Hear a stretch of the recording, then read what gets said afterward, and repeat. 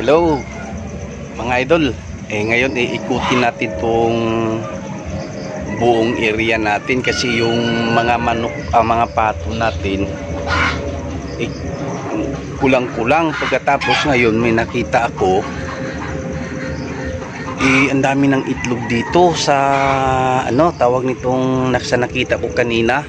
Nilagyan ko nga ng luna para di mabasa kasi ngayon itag-ulan. Ngayon may nakita na naman ako na nag-iitlog na naman. Tapos kasi ito sila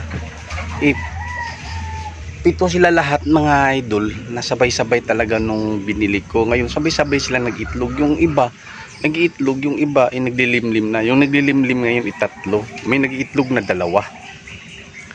Yung iba titingnan ko dito sa mga gilid-gilid dito, sa mga tambak ng mga ini-interval natin ng mga dahon, katawan ng saging, baka doon sila nag-iitlog. Kaya hanapin natin ngayon. Okay mga idol, ito yung una kong nakita kanina kasi lumabas dito yung inahing pato.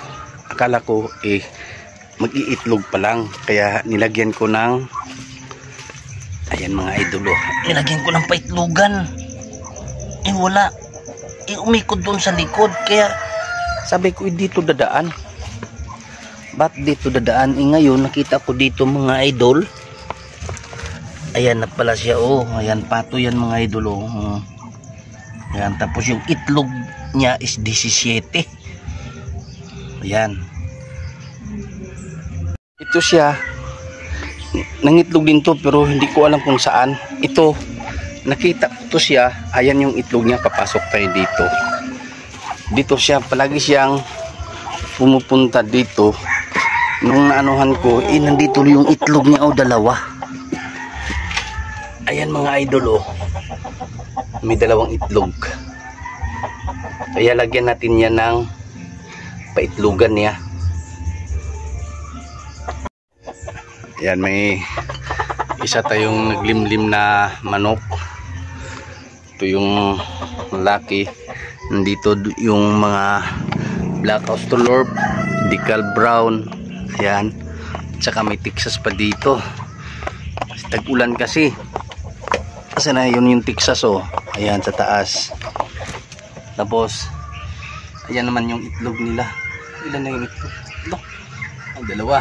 Ayan mga idol, dalawang itlog. Ito yung pala yung pinakauna. Yan, 21 yung itlog niya.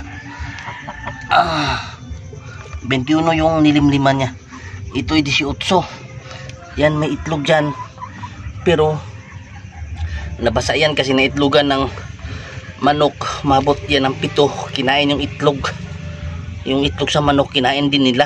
Kaya yan, basa yan, hindi na siguro babalikan yan.